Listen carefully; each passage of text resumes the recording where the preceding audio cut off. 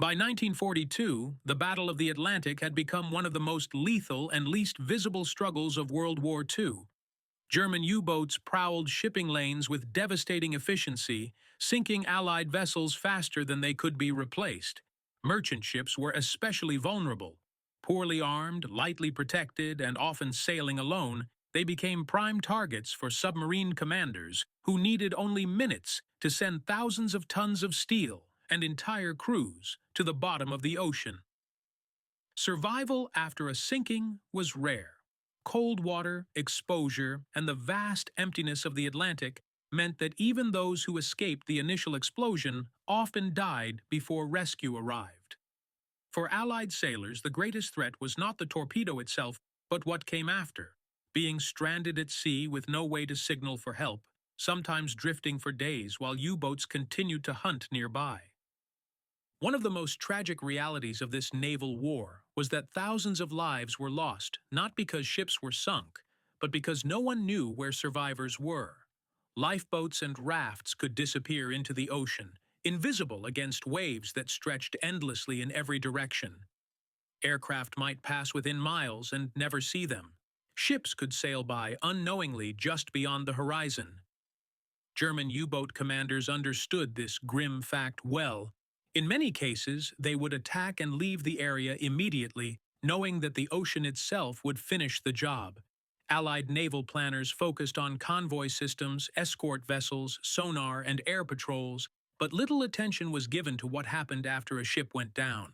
Rescue was often a matter of luck. In this environment, survival depended less on bravery than on being seen, and that was a problem no amount of firepower could solve. Amid this catastrophe, one of the most effective life-saving innovations of the war did not come from an admiral, an engineer, or a weapons designer.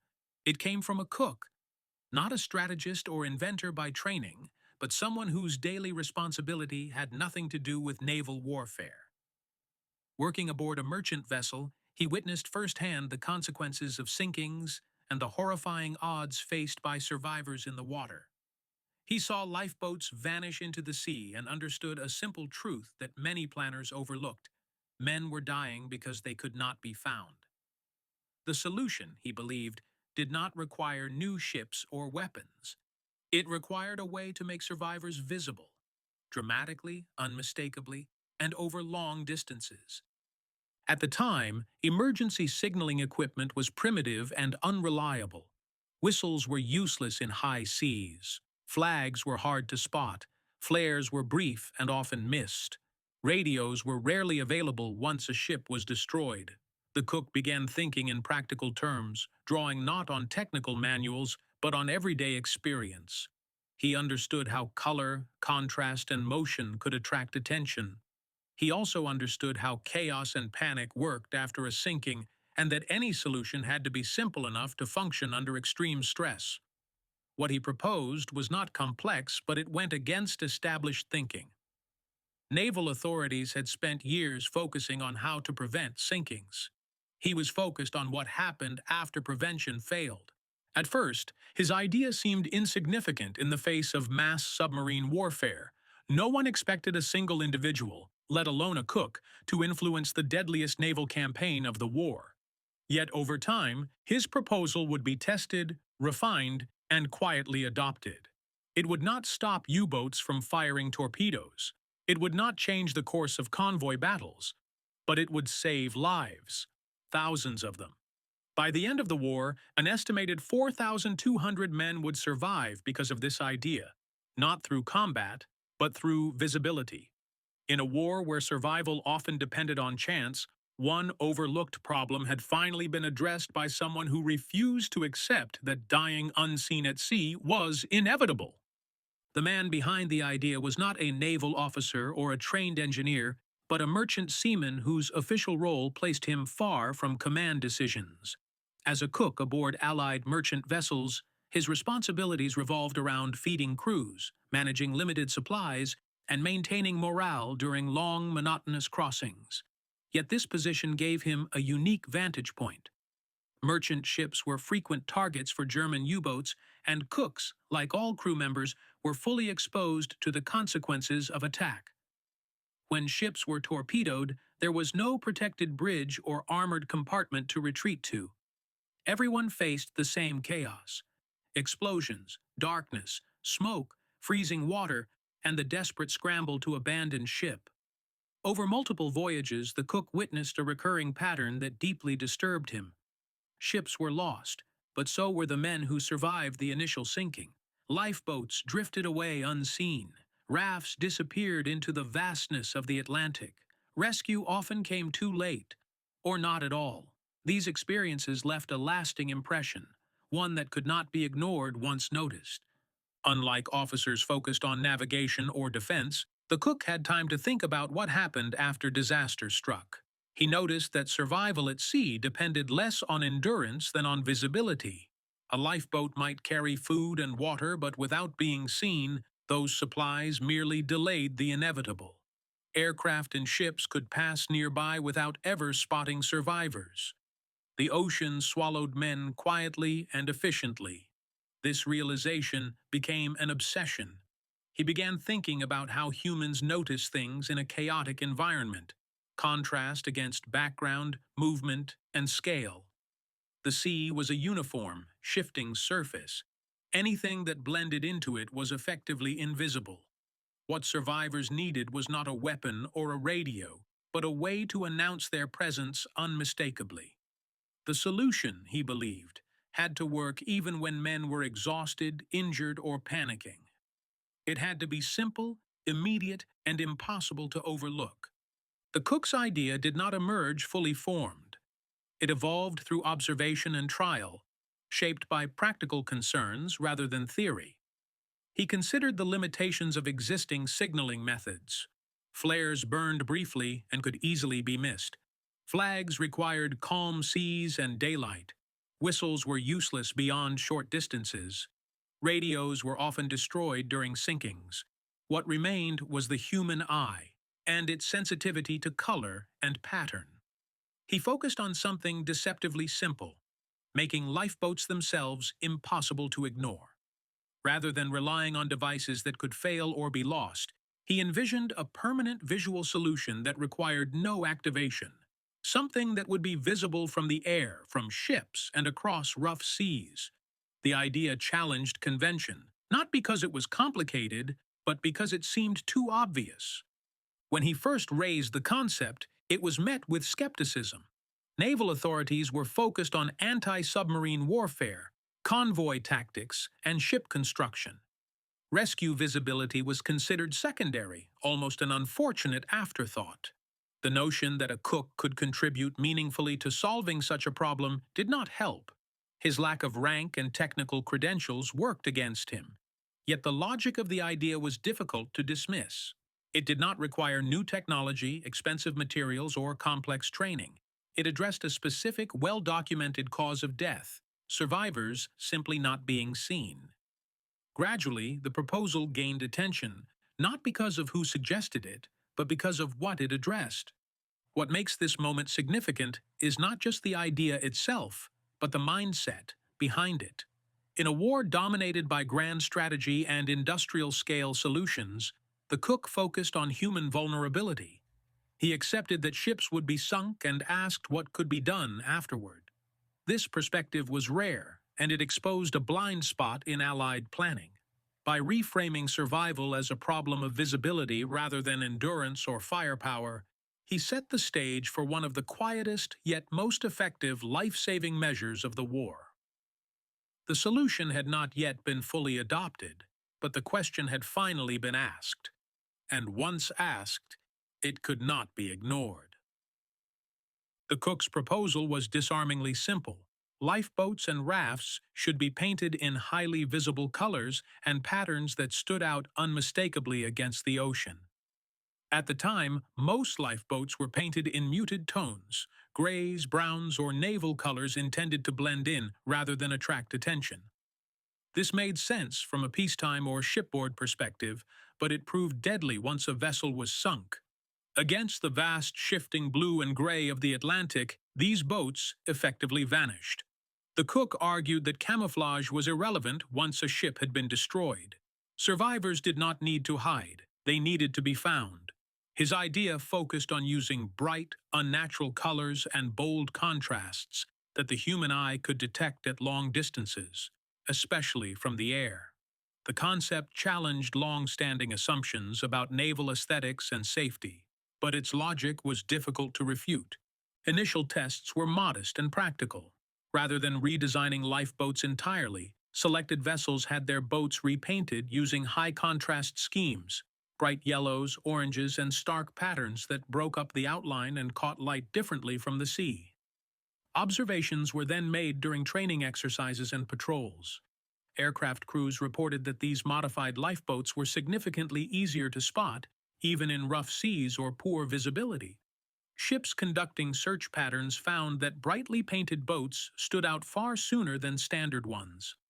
What made the results compelling was not dramatic anecdote, but consistency. Again and again, visibility improved. Survivors were found faster. Search times decreased. The ocean, which had previously erased lifeboats almost effortlessly, now worked against itself by highlighting anything that did not belong. As the data accumulated, resistance began to fade. Naval planners did not need to believe in the cook himself, they needed to believe in outcomes. Reports showed that visibility was often the deciding factor between rescue and death. Men who might have drifted unseen for days were now located within hours. This did not eliminate the dangers of exposure or injury, but it dramatically improved survival odds. Importantly, the solution required no new equipment for survivors to operate under stress. Once the lifeboat was in the water, it did its job passively. In chaotic, post-sinking conditions, this simplicity was crucial. Survivors did not need to remember procedures, deploy devices, or coordinate signals. The lifeboat itself became the signal. The broader implications quickly became clear. This was not just a lifeboat improvement, it was a systemic fix to a structural weakness in Allied survival planning. German U-boat commanders had long relied on the assumption that survivors would likely perish even if not directly targeted again. Making those survivors visible undermined that assumption. While it did not stop ships from being sunk, it changed the aftermath. Over time, more crews lived to be rescued, returned to service, and shared their experiences. The sea was no longer an automatic executioner for those unlucky enough to be torpedoed. What makes this phase of the story remarkable is how quietly it unfolded. There was no grand announcement, no dramatic unveiling. The change spread through practical adoption. As more vessels repainted their lifeboats, the results reinforced themselves. Commanders who initially doubted the value of such a simple measure began requesting it. By reframing survival as a visibility problem rather than a technological one, the cook's idea reshaped how rescue was approached across the Atlantic. The numbers would take time to fully reflect the impact, but the trend was unmistakable. Lives that would once have been lost without record were now being counted among the survivors. This was the turning point. An idea born from observation rather than authority had crossed into implementation.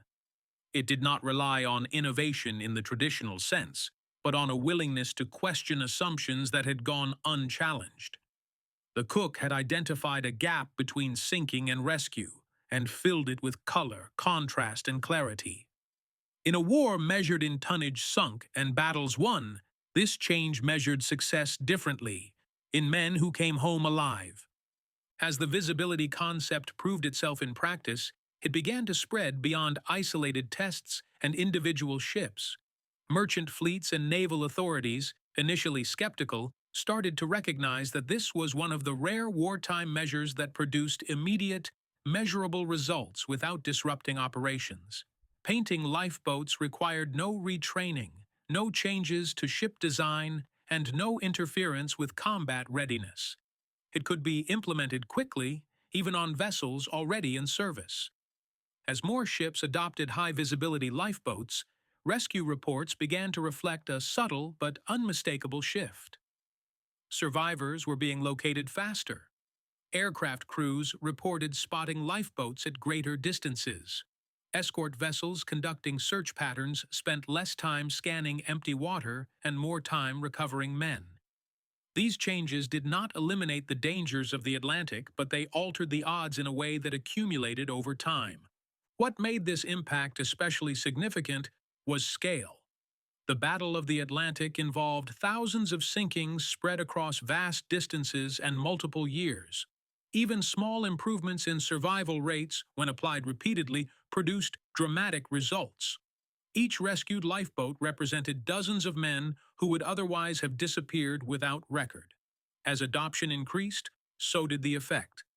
Naval analysts began comparing rescue outcomes before and after the introduction of high-visibility lifeboats and noted consistent improvement. While wartime record-keeping was imperfect, the trend was clear enough to convince planners that this was not coincidence.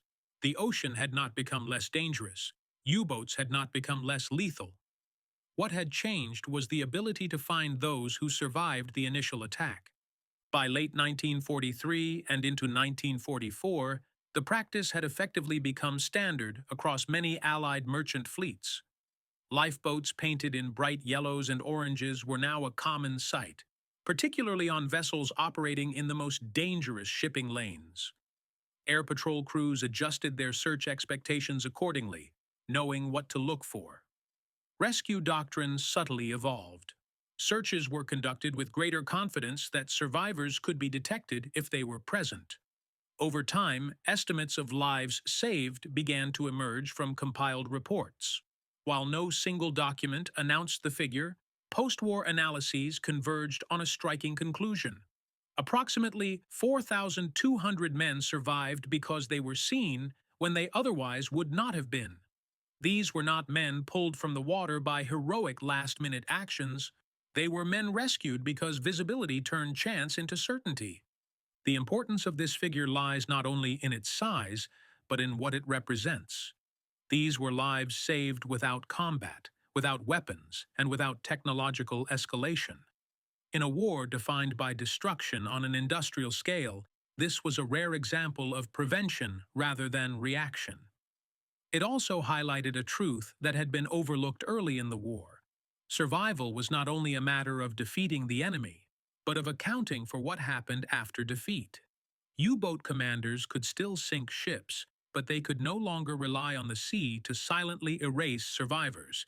Each rescued crew returned experience, manpower, and morale to the Allied cause. Over time, this cumulative effect mattered. Equally important was the absence of downside. There was no evidence that brightly painted lifeboats increased risk to survivors. Once a ship was sunk, concealment offered no advantage. Visibility was the only rational priority. This clarity made the decision easy once evidence mounted. The cook's idea had crossed the final threshold.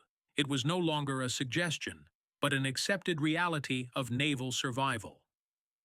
What had begun as a quiet observation by a single crewman had become part of standard practice across an entire theater of war.